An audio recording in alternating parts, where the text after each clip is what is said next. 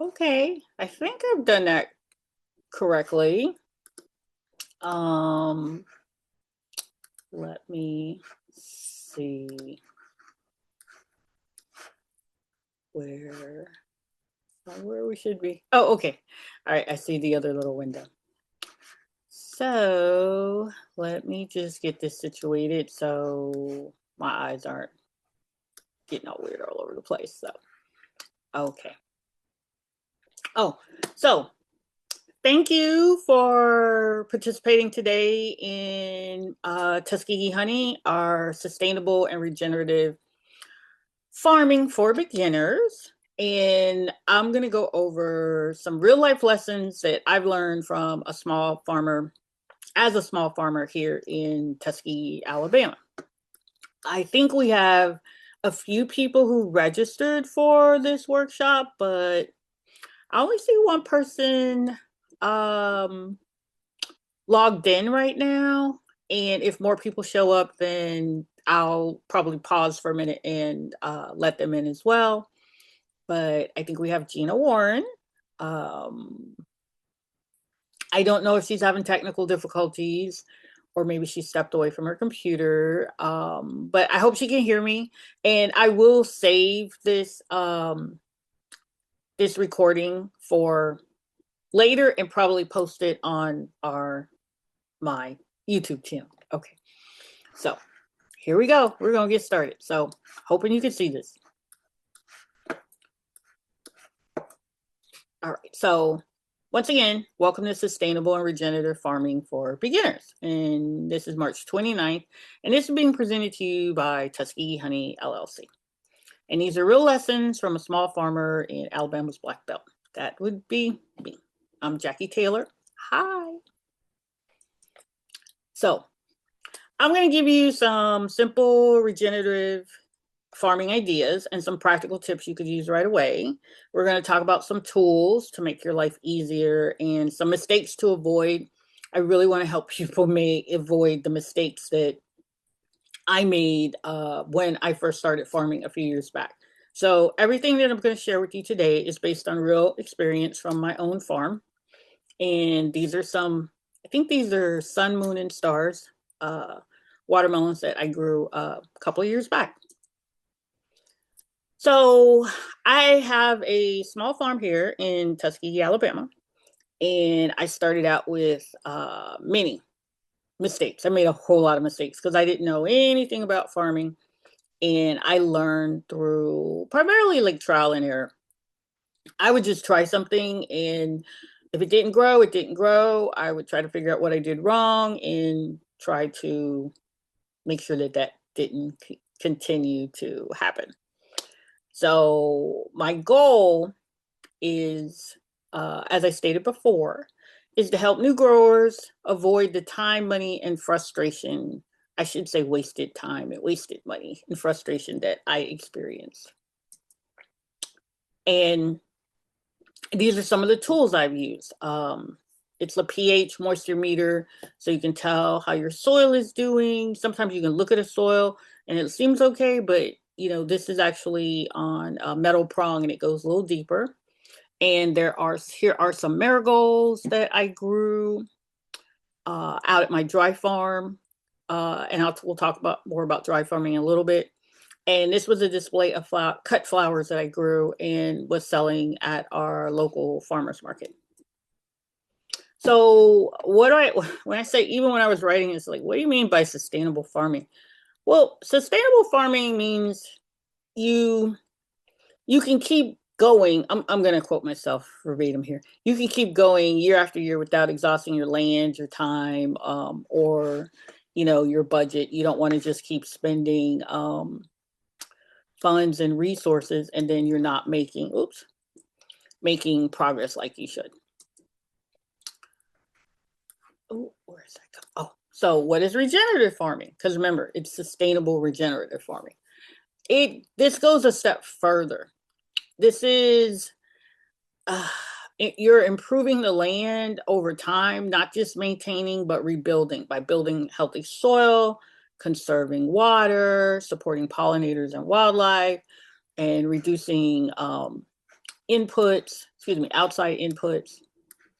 And, the goal is pretty simple. I want you to be able to leave your land or where you're farming, better than it was when you came to it. Make it better. One tip that I like to give people is focusing on your soil health. Compost and organic matter. If you can do composting, that's great.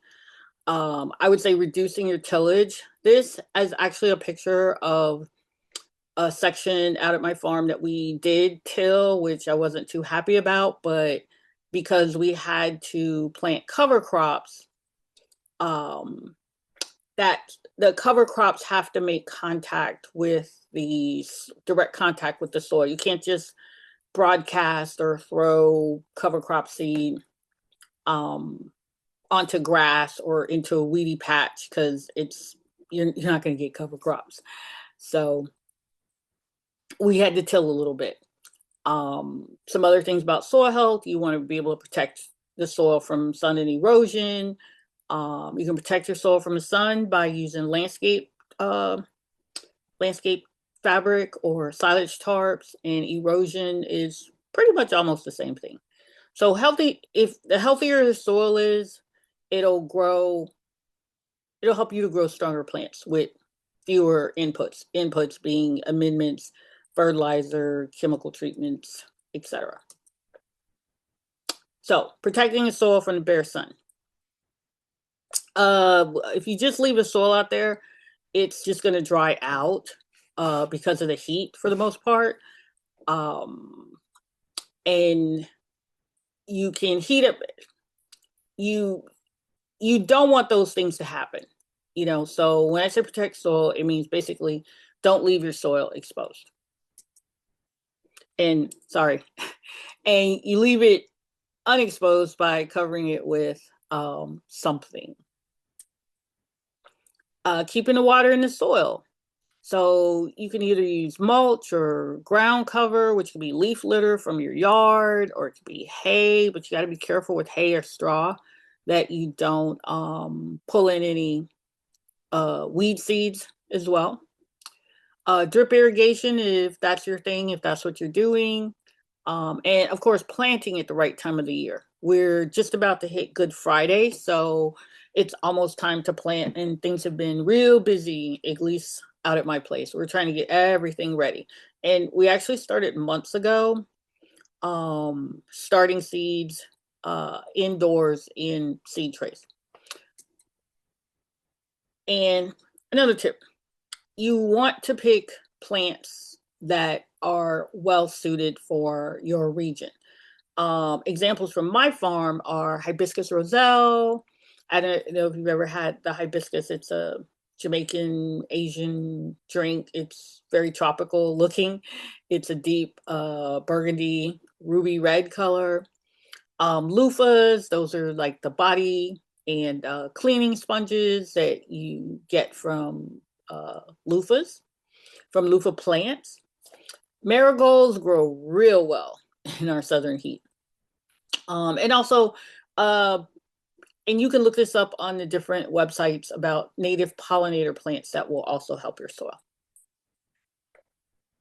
Oh, I'm sorry, I went the wrong way. So here's some of the things that I have grown out at our dry farm. Dry land farming. I do not have any water at the farm, so I don't use drip irrigation. You see, by using the landscape fabric there, I think you can see in one of the photos, that landscape fabric keeps the moisture in the soil. And since I have clay and prairie soil, it actually holds moisture really well. So this is the size of just one of many tomatoes that I grew that are really big. And you can also grow jalapenos and banana peppers. And once again, it's all about picking the right varieties. And these are all certain tomatoes do better than others. If I'm not mistaken, these are Porterhouse. Porterhouse does well, Roma does well, and it escapes me right now the name of the other tomato that I typically plant, but I'll come back to that. This is celosia, which in some cultures they use the leaves as a salad, but it also makes like really pretty dried flowers. And I've also been able to grow melons without any additional irrigation. And of course, we have some little friends, some tomato hornworms.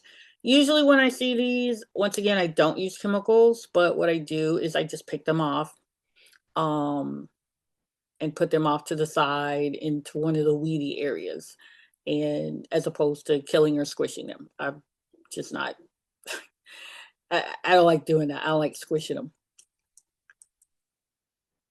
Oh, and pollinators. If you are interested in raising bees, bees are your workforce. Pollinate. I have definitely noticed that the bees help to uh, improve the yields. Like you get more fruits and vegetables when you've got some honeybees nearby. And there's some other ways you can support honeybees or and other pollinators by planting more flowering plants, having a variety of plantings, not just one, not just all marigolds or not just all celosia, as well as reducing your pesticide use. And like I said, because I have honeybees and I sell honey, I don't use any pesticides at all at our farm. And actually, I also don't use any fertilizers. I just let everything happen naturally for the most part. So I recommend, another tip is to start small, like try different plant varieties, try different spacing, try different planting methods, but on a small scale first, before you set out 100 tomato plants, make sure that's the right variety that's gonna give you the results that you want. So you want to test, always testing. Oh, tools that help. Oh, I love tools. I love my tools.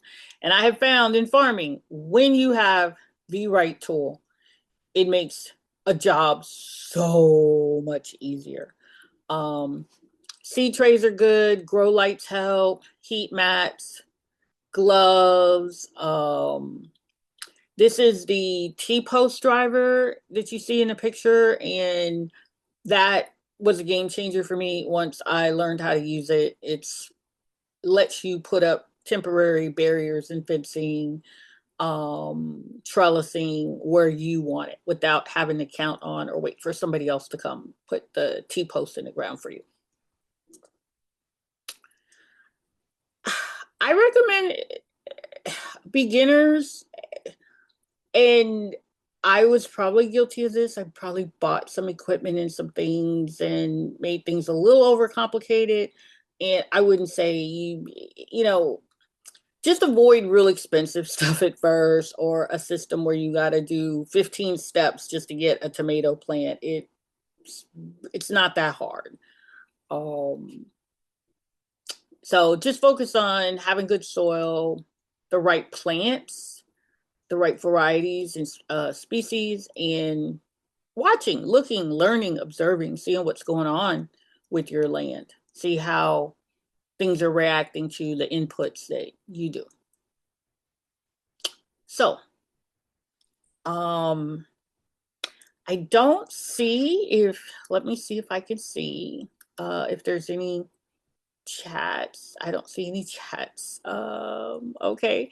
So I guess you don't have any questions, which is okay. But here's 3 things you can do this week. If you're ready to get started in farming, make a plan. Um, Create a vision board. Hold on. Start a small garden experiment. Just start small. And you can buy bagged compost, or you can make your own and add those implements to your soil. And please just plant try to plant at least one pollinator friendly plant. Um, that helps a lot. And start researching. I spend at least 30, 45 minutes in the mornings reading, looking at different websites, researching, watching grower videos. Yeah, it it takes a little bit of work, but I enjoy what I do, so it works for me. So let me see. Oh, something went wrong there. Oh. So we have reached the end of this presentation, and since you don't, either we're having a technology issue and my one attendee, my one participant, either you can't hear me or I can't hear you. I don't know what's going on. And I know I kind of blew through this presentation and it looks like in about 20 minutes. But usually other workshops, online workshops, we there's more dialogue, questions and answers, so that kind of like stretches it out. But I don't see any chat questions from you. And I can't hear you. So you can email me, of course, if you do have questions after this, and I will try to post this recording. So, what are my other slides? So this is how you can get in touch. This is how you can follow along. Like, what's that? What did I say? Like, subscribe, comment, either on our Instagram or YouTube.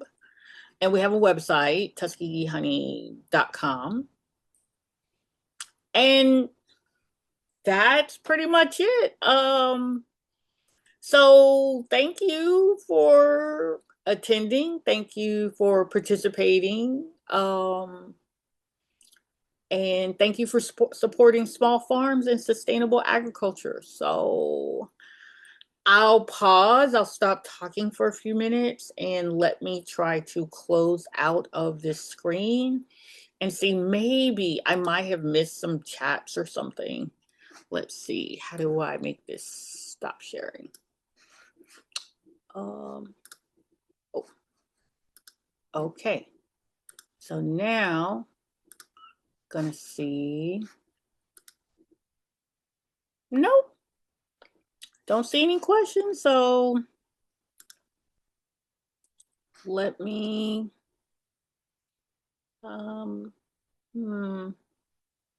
this is quite interesting. Never had this happen before. So okay, so it is 5:30. We went through the slide presentation about sustainable and regenerative farming. I will skip agriculture. I will post a video to the recording to our YouTube channel, and I'll blow out your name. Don't worry. And if you, let me see, let me reach out one more time to see if you have any questions.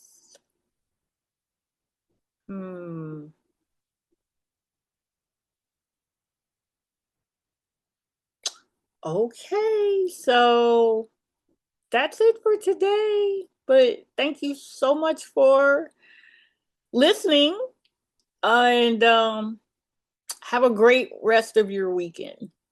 Bye.